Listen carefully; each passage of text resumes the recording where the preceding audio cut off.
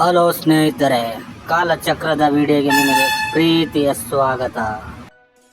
2004ರಲ್ಲಿ Sandalwood ನಲ್ಲಿ ಸುಂಟರ ಗಾಳಿ ಎಬ್ಬಿಸಿದ ಚಿತ್ರವಿದು. ದರ್ಶನ್ ಅನ್ನುವ ಹುಡುಗನ ಕರಿಯರ್ಗೆ ಟರ್ನಿಂಗ್ ಪಾಯಿಂಟ್ ಕೊಟ್ಟ ಸಿನಿಮಾ ಇದು. ಹೀಗೆ ಕಲಾಸಿ ಪಾಳ್ಯ ಸಿನಿಮಾದಲ್ಲಿ ಕೆಂಚನಾಗಿ ಆರ್ಭಟಿಸಿದ್ದ ದರ್ಶನ್ ಈಗ ಕಾಮಾಕ್ಷಿ ಪಾಳ್ಯದ ಸ್ಟೇಷನ್ ನಲ್ಲಿ ಪೊಲೀಸರ ಮುಂದೆ ಪೆಚ್ಚು ಮೋರೆ ಹಾಕಿಕೊಂಡು ಕೂತಿದ್ದಾರೆ. ಕಲಾಸಿ ಪಾಳ್ಯದಲ್ಲಿ ಮತ್ತೊಮ್ಮೆ ಟರ್ನಿಂಗ್ ಪಡೆದ ದರ್ಶನ್ ಕರಿಯರ್ ಈಗ ಕಾಮಾಕ್ಷಿ ಪಾಳ್ಯದಲ್ಲಿ ಮುಗಿಯುವ ಲಕ್ಷಣಗಳು ಗೋಚರಿಸುತ್ತಿದೆ. ಈ ಕೇಸ್ನಲ್ಲಿ ದರ್ಶನ್ ಅವರನ್ನ ಬಚಾವ್ ಮಾಡುವ ಪ್ರಯತ್ನಗಳು ನಡೆಯುತ್ತಿದ್ರು. ಹೆಸರಿಗೆ ಅಂಟಿಕೊಂಡಿರುವ ಕಳಂಕವನ್ನ ತೊಳೆದು ಹಾಕೋದಕ್ಕೆ ಮುಂದಿನ ದಿನಗಳಲ್ಲಿ ಕಷ್ಟವಾಗಬಹುದು. ದರ್ಶನ್ ಇತ್ತೀಚೆಗೆ ತಮ್ಮ ಸಿನಿಮಾಗಳಿಗಿಂತ ಹೆಚ್ಚಾಗಿ ಕಾಂಟ್ರವರ್ಸಿಗಳಿಂದಲೇ ಹೆಚ್ಚು ಸುದ್ದಿಯಲ್ಲಿದ್ರು. ಅದರಲ್ಲೂ ಪವಿತ್ರ ಗೌಡ ವಿಚಾರದಲ್ಲಿ ದರ್ಶನ್ ಭಾರಿ ಸುದ್ದಿ ಆಗಿದ್ರು. ಪವಿತ್ರ ಗೌಡ ವಿಚಾರ ಸೋಷಿಯಲ್ ಮೀಡಿಯಾಗೆ ಆಹಾರವಾಗಿತ್ತು. ಇದೀಗ ಇದೇ ಪವಿತ್ರ ಗೌಡ ವಿಚಾರದಲ್ಲಿ ಹಲ್ಲೆ ನಡೆದು ಕೊಲೆಯಾಗಿಯೇ ಹೋಗಿದೆ. ಅಷ್ಟಕ್ಕೂ ಯಾರು ಈ ಪವಿತ್ರ ಗೌಡ? ದರ್ಶನ್ಗೂ ಪವಿತ್ರ ಗೌಡಗೂ ಏನ್ ಸಂಬಂಧ? ದರ್ಶನ್ ಪತ್ನಿ ವಿಜಯಲಕ್ಷ್ಮಿ ಅವರು ಈ ಹುಡುಗಿ ಬಗ್ಗೆ ಏನ್ ಹೇಳಿದ್ರು ಎಲ್ಲವನ್ನ ಡೀಟೇಲ್ ಆಗಿ ತೋರಿಸ್ತೀವಿ ನೋಡಿ.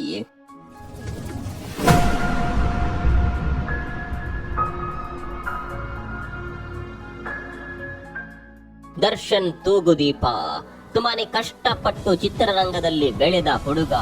ಲೈಟ್ ಬಾಯ್ ಆಗಿ ಕೆಲಸ ಮಾಡಿ ಯಾರ್ಯಾರ ಕಾಲಿಂದಲೂ ಒದಿಸಿಕೊಂಡು ಏನೇನೋ ಮಾತುಗಳನ್ನ ಕೇಳಿ ಎಲ್ಲವನ್ನ ಸಹಿಸಿಕೊಂಡು ಒಂದೊಂದೇ ಹೆಜ್ಜೆಗಳನ್ನ ಇಡುತ್ತಾ ಚಾಲೆಂಜಿಂಗ್ ಸ್ಟಾರ್ ಅನ್ನುವ ಪಟ್ಟಕ್ಕೆ ಬೆಳೆದು ನಿಂತ ಆ ಕಥೆಯೇ ರೋಚಕ. ದರ್ಶನ್ ಅವರ ತಂದೆ ಚಿತ್ರರಂಗದಲ್ಲಿ ಖಳನಾಯಕರಾಗಿ ನಟಿಸ್ತಾ ಇದ್ದವರು. ತಂದೆ ತೀರಿಕೊಂಡ ಮೇಲೆ ದರ್ಶನ್ ಕುಟುಂಬ ತುಂಬಾನೇ ಕಷ್ಟಪಡುತ್ತೆ. ಒಂದು ಹೊತ್ತಿನ ಊಟಕ್ಕೂ ಕೂಡ ಕಷ್ಟಪಡುತ್ತಿದ್ದ ಕಾಲ ಇತ್ತು. ಹೀಗೆ ಕಡು ಕಷ್ಟದ ಜೀವನ ನೋಡಿಕೊಂಡು ಹಲವು ತಿರಸ್ಕಾರಗಳನ್ನ ಎದುರಿಸಿಕೊಂಡು ಬೆಳೆದ ದರ್ಶನ್ ಮುಂದೆ ಕನ್ನಡ ಚಿತ್ರರಂಗದಲ್ಲಿ ಬೆಳೆದ ಎತ್ತರ ತುಂಬಾನೇ ದೊಡ್ಡದು.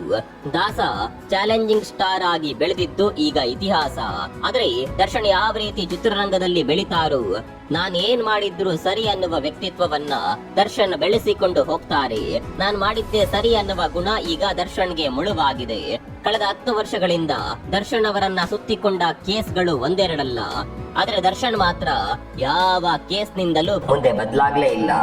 ಹೆಂಡತಿ ಮೇಲಿನ ಹಲ್ಲೆ ವಿಚಾರದಲ್ಲಿ ಜೈಲು ಸೇರಿ ಬಂದ್ರು ಕೆಲವೊಂದು ಬದಲಾವಣೆಗಳನ್ನ ದರ್ಶನ್ ಮಾಡಿಕೊಳ್ಳಲೇ ಇಲ್ಲ. ಸ್ನೇಹಿತರೆ, ನಿಮ್ಗೆಲ್ಲ ಗೊತ್ತಿರಬಹುದು, ದರ್ಶನ್ ತನ್ನ ಹೆಂಡತಿಯ ಮೇಲೆಯೇ ಹಲ್ಲೆ ನಡೆಸಿ ಜೈಲು ಸೇರಿ ಬಂದವರು. ಹೌದು, 2011ರಲ್ಲಿ ಹೆಂಡತಿ ಮೇಲೆ ಹಲ್ಲೆ ಮಾಡಿದ ಆರೋಪ ಎದುರಿಸಿದ್ದರು. ದರ್ಶನ್ ಅವರು ತಮ್ಮ ಹೆಂಡತಿಯಾದ ವಿಜಯಲಕ್ಷ್ಮಿ ಅವರ ಮೇಲೆ ಮಾರಣಾಂತಿಕ ಹಲ್ಲೆ ಮಾಡಿದ್ದಾರೆ ಅನ್ನುವ ಕೇಸ್ನಲ್ಲಿ ಅರೆಸ್ಟ್ ಕೂಡ ಆಗಿ ಪರಪ್ಪನ ಅಗ್ರಹಾರ ಜೈಲಿಗೂ ಹೋಗಿದ್ದರು. ಆದರೆ ಜೈಲೂಟ ತಿಂದು ಬಂದ ನಂತರ ಕೂಡ ದರ್ಶನ್ ಬದಲಾಗಲಿಲ್ಲ. ಕಳೆದ 10 ವರ್ಷದಲ್ಲಿ ಅವರ ಮೇಲೆ 3-4 ಹಲ್ಲೆ ಕೇಸ್ಗಳು ದಾಖಲಾಗಿದೆ.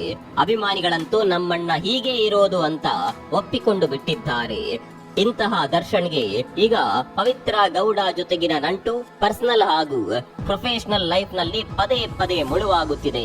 ಹಾಗಾದ್ರೆ ಯಾರು ಈ ಪವಿತ್ರ ಗೌಡ ಅಂತ ಕೇಳಿದ್ರೆ ಕತೆ ತುಂಬಾನೇ ದೊಡ್ಡದಿದೆ. ಪವಿತ್ರ ಗೌಡ ಹುಟ್ಟಿ ಬೆಳೆದಿದ್ದು ಬೆಂಗಳೂರು ಗ್ರಾಮಾಂತರ ಪ್ರದೇಶದಲ್ಲಿ. ಕಾಲೇಜು ದಿನಗಳಲ್ಲೇ ಬಣ್ಣದ ಲೋಕದ ಬಗ್ಗೆ ಬಣ್ಣದ ಕನಸು ಕಟ್ಟಿಕೊಂಡಿದ್ಲು ಪವಿತ್ರ. ಸಿನಿಮಾ ರಂಗಕ್ಕೆ ಎಂಟ್ರಿ ಕೊಡಬೇಕು ಅಂದ್ರೆ ಮೊದಲು ಮಾಡಲಿಂಗ್ ಮಾಡಬೇಕು ಅಂತ ಯಾರೋ ಹೇಳ್ತಾರೆ. ಹೀಗಾಗಿ ಮಾಡಲಿಂಗ್ ಜಗತ್ತಿಗೆ ಕಾಲಿಡ್ತಾಳೆ ಪವಿತ್ರ. ಮುಂದೆ ಪವಿತ್ರ ಮಾಡಲಿಂಗ್ ಪಯಣ ಮುಂದುವರಿಯುತ್ತೆ.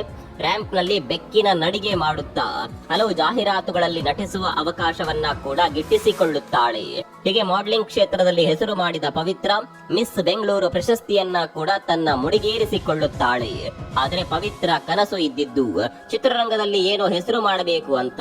ಹೀಗೆ ಅವಕಾಶಕ್ಕಾಗಿ ಅಲೆಯುತ್ತಿದ್ದಾಗ ಅಗಮ್ಯ ಅನ್ನುವ ಚಿತ್ರದಲ್ಲಿ ಪವಿತ್ರ ಗೌಡಗೆ ನಾಯಕಿಯಾಗುವ ಅವಕಾಶ ಒದಗಿ ಬರುತ್ತೆ. ಆದರೆ ಪವಿತ್ರ ಗೌಡ ಅಭಿನಯಿಸಿದ ಮೊದಲ ಚಿತ್ರ ಹೀನಾಯವಾಗಿ ಸೋತು ಹೋಗುತ್ತೆ. ಹೀಗಾಗಿ ಇನ್ಮುಂದೆ ನನಗೆ ಕನ್ನಡದಲ್ಲಿ ಭವಿಷ್ಯ ಇಲ್ಲ ಅನ್ನೋದನ್ನ ಅರಿತ ಪವಿತ್ರ ತಮಿಳು ಚಿತ್ರರಂಗದತ್ತ ಮುಖ ಮಾಡ್ತಾರೆ. ಆದರೆ ತಮಿಳಿನಲ್ಲಿ ನಟಿಸಿದ ಚಿತ್ರದಲ್ಲಿ ಕೂಡ ಹೇಳಿಕೊಳ್ಳುವ ಯಶಸ್ಸು ಸಿಗ್ಲಿಲ್ಲ. ಹೀಗಾಗಿ ಮತ್ತೆ ಕನ್ನಡ ಚಿತ್ರರಂಗಕ್ಕೆ ವಾಪಸ್ ಬರ್ತಾರೆ ಪವಿತ್ರ. ಮುಂದೆ ಛತ್ರಿಗಳು ಸಾಗುವ ದಾರಿಯಲ್ಲಿ, ಪ್ರೀತಿ ಕಿತಾಬು ಚಿತ್ರಗಳಲ್ಲಿ ಪವಿತ್ರ ಬಣ್ಣ ಹಚ್ಚುತ್ತಾರೆ. ಆದರೆ ಯಾವ ಚಿತ್ರದಲ್ಲೂ ಕೂಡ ಯಶಸ್ಸು ಅನ್ನೋದು ಸಿಗ್ಲೇ ಇಲ್ಲ. ಈ ಸಿನಿಮಾಗಳಲ್ಲಿ ನಟಿಸಿದಾಗ ಪವಿತ್ರ ಗೌಡ ಯಾರು ಅನ್ನೋದೇ ಗೊತ್ತಿರಲಿಲ್ಲ. ಆದರೆ ದರ್ಶನ್ ಜೊತೆಗಿನ ಅದೊಂದು ಫೋಟೋ ವೈರಲ್ ಆದಾಗ ಪವಿತ್ರ ಗೌಡ ಬಗ್ಗೆ ಇಡೀ ರಾಜ್ಯದಲ್ಲಿ ಸುದ್ದಿ ಆಗುತ್ತೆ. ಹೌದು, ಅದು ಜಗ್ಗೋದಾದ ಸಿನಿಮಾ ರಿಲೀಸ್ ನ ಸಂದರ್ಭದಲ್ಲಿ ದರ್ಶನ್ ಜೊತೆ ಆಪ್ತವಾಗಿರುವ ಕೆಲ ಫೋಟೋಗಳನ್ನ ಪವಿತ್ರ ಗೌಡ ಸೋಷಿಯಲ್ ಮೀಡಿಯಾದಲ್ಲಿ ಹಂಚಿಕೊಳ್ತಾರೆ. ಈ ಫೋಟೋಗಳು ಸ್ಯಾಂಡಲ್ವುಡ್ ನಲ್ಲಿ ಭಾರಿ ಚರ್ಚೆಗೆ ಕಾರಣವಾಗುತ್ತೆ. ಯಾವುದೋ ಸಿನಿಮಾ ಫಂಕ್ಷನ್ ನಲ್ಲಿ ಸಿಕ್ಕಿದ ದರ್ಶನ್ ಹಾಗೂ ಪವಿತ್ರ ಗೌಡ ಸ್ನೇಹಿತರಾಗಿ ಬದಲಾಗ್ತಾರೆ. ಈ ಸ್ನೇಹ ಮುಂದೆ ಗಟ್ಟಿಯಾಗುತ್ತಾ ಹೋಗುತ್ತೆ.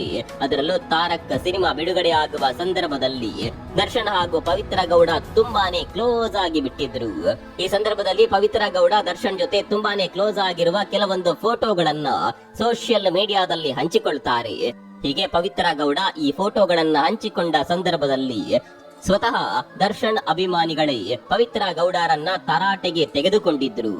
ನಮ್ಮ ಬಾಸ್ ಹೆಸರಿಗೆ ಕಪ್ಪು ಚುಕ್ಕೆ ತರುವುದಕ್ಕೆ ಹಳೆಯ ಫೋಟೋಗಳನ್ನ ಇಟ್ಕೊಂಡು ಬ್ಲಾಕ್ ಮೇಲ್ ಮಾಡ್ತಾ ಇದ್ದಾಳೆ ಅಂತ ಡಿ ಬಾಸ್ ಅಭಿಮಾನಿಗಳು ಪವಿತ್ರ ಗೌಡ ವಿರುದ್ಧ ಕಿಡಿಕಾರಿದ್ದರು. ಆದರೆ ಪವಿತ್ರ ಗೌಡ ಮಾತ್ರ ಯಾವುದಕ್ಕೂ ತಲೆ ಕೆಡಿಸಿಕೊಳ್ಳೋದಿಲ್ಲ. ದರ್ಶನ್ ಜೊತೆ ಬಹಿರಂಗವಾಗಿಯೇ ಓಡಾಡೋದಕ್ಕೆ ಶುರು ಮಾಡ್ತಾರೆ. ದರ್ಶನ್ ಹಾಗೂ ತಮ್ಮ ಫೋಟೋಗಳನ್ನ ಹೆಚ್ಚಾಗಿ ಸೋಷಿಯಲ್ ಮೀಡಿಯಾದಲ್ಲಿ ಹಂಚಿಕೊಳ್ಳೋದಕ್ಕೆ ಶುರು ಮಾಡ್ತಾರೆ. ಇತ್ತೀಚೆಗೆ ನಮ್ಮ ಸಂಬಂಧಕ್ಕೆ 1 ದಶಕ ಅಂತ ಒಂದು ಮಳೆಬಿಲ್ಲು ಅನ್ನುವ ಸಾಂಗ್ ಹಾಕಿ ಅದಕ್ಕೆ ದರ್ಶನ್ ಜೊತೆ ಇರುವ ಆಪ್ತ ಫೋಟೋಗಳನ್ನ ಹಾಕಿ ಸೋಷಿಯಲ್ ಮೀಡಿಯಾದಲ್ಲಿ ಶೇರ್ ಮಾಡಿದ್ರು ಪವಿತ್ರ ಗೌಡ. ಈ ಪೋಸ್ಟ್ ದರ್ಶನ್ ಪತ್ನಿ ವಿಜಯಲಕ್ಷ್ಮಿಯ ಪಿತ್ತ ನೆತ್ತಿಗೇರುವಂತೆ ಮಾಡಿತ್ತು. ಈ ಪೋಸ್ಟ್ ನೋಡಿದ ವಿಜಯಲಕ್ಷ್ಮಿ ಪವಿತ್ರ ಗೌಡರ ಅಸಲಿ ಜಾತಕವನ್ನ ಬಿಚ್ಚಿಟ್ಟಿದ್ರು. ಹೌದು, ಅದು ಪವಿತ್ರ ಗೌಡ ಮೊದಲ ಮದುವೆಯ ಕೇಸ್. ಪವಿತ್ರ ಗೌಡಗೆ ಈ ಮೊದಲೇ ಮದುವೆಯಾಗಿ ಒಂದು ಮಗು ಕೂಡ ಇದೆ ಅಂತ ವಿಜಯಲಕ್ಷ್ಮಿ ಪವಿತ್ರ ಅವರ ಮೊದಲ ಮದುವೆಯ ಕಥೆಯನ್ನ ಸೋಷಿಯಲ್ ಮೀಡಿಯಾದಲ್ಲೇ ಬಿಚ್ಚಿಟ್ಟಿದ್ರು. ಅಂದಹಾಗೆ ಪವಿತ್ರ ಗೌಡ 18ನೇ ವಯಸ್ಸಿನಲ್ಲೇ ಮದುವೆಯಾಗಿದ್ರಂತೆ. ಪವಿತ್ರ ಗೌಡ ಸಂಜಯ್ ಎಂಬುವವರನ್ನ ಪ್ರೀತಿಸ್ತಾ ಇದ್ರು. 18ನೇ ವಯಸ್ಸಿನಲ್ಲೇ ಸಂಜಯ್ ಜೊತೆ ಪವಿತ್ರ ಗೌಡ ಲವ್ ಮ್ಯಾರೇಜ್ ಆಗಿದ್ರಂತೆ. ಮದುವೆ ಬಳಿಕ ಚಾಮರಾಜಪೇಟೆಯಲ್ಲಿ ವಾಸ ಮಾಡ್ತಾ ಇದ್ರು ಅಂತ ಹೇಳಲಾಗುತ್ತೆ. ಮದುವೆಯಾಗಿ ಒಂದು ಮಗು ಕೂಡ ಆಗುತ್ತೆ. ಪವಿತ್ರ ಹಾಗೂ ಸಂಜಯ್ ಸಿಂಗ್ ದಂಪತಿಗಳಿಗೆ ಒಂದು ಮುದ್ದಾದ ಹೆಣ್ಣು ಮಗು ಕೂಡ ಜನಿಸುತ್ತೆ. ಆದ್ರೆ ಈ ದಾಂಪತ್ಯ ತುಂಬಾ ದಿನ ಉಳಿಯೋದಿಲ್ಲ. ಲವ್ ಮಾಡಿ ಮದುವೆಯಾದ ಪವಿತ್ರ ಗೌಡ ಹಾಗೂ ಸಂಜಯ್ ಸಿಂಗ್ ಡಿವೋರ್ಸ್ ಪಡೆದುಕೊಂಡು ದೂರ ದೂರ ಆಗ್ತಾರೆ. ಇದಾದ ನಂತರವೇ ಪವಿತ್ರ ಗೌಡ ದರ್ಶನ್ ಜೊತೆಗೆ ಕ್ಲೋಸ್ ಆಗಿದ್ದು. ಇವರಿಬ್ಬರಿಗೆ ಸೇರಿದ ಫೋಟೋಗಳನ್ನ, ಈ ಮದುವೆಯ ಕಥೆಯನ್ನ ವಿಜಯಲಕ್ಷ್ಮಿ ಸೋಷಿಯಲ್ ಮೀಡಿಯಾದಲ್ಲಿ ಬಿಚ್ಚಿಟ್ಟಿದ್ರು. ಈ ಪೋಸ್ಟ್ ಈಗಲೂ ಕೂಡ ಹಾಗೆಯೇ ಇದೆ. ಹೀಗೆ ಪವಿತ್ರ ಗೌಡ ಅನ್ನುವ ಹುಡುಗಿ ದರ್ಶನ್ ಲೈಫ್ಗೆ ಬಂದ ಮೇಲೆ ದರ್ಶನ್ ಒಂದಲ್ಲ ಒಂದು ವಿವಾದದಲ್ಲಿ ಸುದ್ದಿ ಆಗುತ್ತಲೇ ಇದ್ದಾರೆ. ಈಗ ಇದೇ ಪವಿತ್ರ ಗೌಡ ವಿಚಾರದಲ್ಲಿ ದರ್ಶನ್ ಜೈಲು ಸೇರುವ ಹಂತದಲ್ಲಿದ್ದಾರೆ. ದರ್ಶನ್ ಮೇಲೆ ಈ ಕೇಸ್ ದಾಖಲಾಗುತ್ತಿದ್ದಂತೆ ಪತ್ನಿ ವಿಜಯಲಕ್ಷ್ಮಿ ದರ್ಶನ್ ಅವರನ್ನ ನೋಡೋದಕ್ಕೆ ಕೂಡ ಬಂದಿಲ್ಲ. ಅಷ್ಟೇ ಅಲ್ಲ, ಇನ್ಸ್ಟಾಗ್ರಾಮ್ ನಲ್ಲಿ ದರ್ಶನ್ ಜೊತೆಗಿದ್ದ ಪ್ರೊಫೈಲ್ ಫೋಟೋವನ್ನ ಕೂಡ ಡಿಲೀಟ್ ಮಾಡಿದ್ದಾರೆ. ದರ್ಶನ್ ಅವರನ್ನ ಅನ್ಫಾಲೋ ಮಾಡಿದ್ದಾರೆ. ಒಂದಂತೂ ಸತ್ಯ, ಪವಿತ್ರ ಗೌಡ ದರ್ಶನ್ ಜೀವನದಲ್ಲಿ ಬಂದ ಮೇಲೆ ದರ್ಶನ್ ಬದುಕು ಅಪವಿತ್ರವಾಗಿ ಬಿಟ್ಟಿದೆ. ದರ್ಶನ್ ಒಂದಾದ ಮೇಲೆ ಒಂದು ಕೇಸ್ ನಲ್ಲಿ ಸಿಕ್ಕಿ ಬೀಳುತ್ತಿದ್ದಾರೆ. ಈಗ ಬಿದ್ದಿರುವ ಕೇಸ್ ತುಂಬಾನೇ ದೊಡ್ಡ ಕೇಸ್. ಈ ಕೇಸ್ ನಿಂದ ಬಚಾವಾಗಿ ಬರುವುದು ತುಂಬಾನೇ ಕಷ್ಟ. ಒಂದು ವೇಳೆ ಬಚಾವಾಗಿ ಬಂದ್ರು ಜನ ದರ್ಶನ್ ಅವರನ್ನ ನೋಡುವ ದೃಷ್ಟಿ ಬದಲಾಗಿ ಬಿಡಬಹುದು. ದರ್ಶನ್ ಮೇಲೆ ಇದ್ದ ಅಭಿಮಾನ ಕಡಿಮೆ ಆಗಬಹುದು. ದರ್ಶನ್ ಕೂಡ ಅಷ್ಟೇ, ಈ ಕೇಸ್ ನಿಂದಾದ್ರೂ ಪಾಠ ಕಲಿಬೇಕು. ಇನ್ನಾದ್ರೂ ಕೆಲವೊಂದು ಬದಲಾವಣೆಗಳನ್ನ ಮಾಡಿಕೊಳ್ಳಬೇಕು. ಇಲ್ಲ ಅಂದ್ರೆ ಯಾವ ಜನ ದರ್ಶನ್ ಅನ್ನುವ ಹುಡುಗನನ್ನ ಚಾಲೆಂಜಿಂಗ್ ಸ್ಟಾರ್ ಆಗಿ ಮೆರೆಸಿದ್ರು ಅದೇ ಜನ ದರ್ಶನ್ ಅವರನ್ನ ಮರೆತು ಬಿಡಬಹುದು. ದರ್ಶನ್ ರ ಈ ಕಾಂಟ್ರವರ್ಸಿಗಳ ಬಗ್ಗೆ ನಿಮ್ಗೆ ಏನನ್ಸುತ್ತೆ? ಕಾಮೆಂಟ್ ಮಾಡಿ.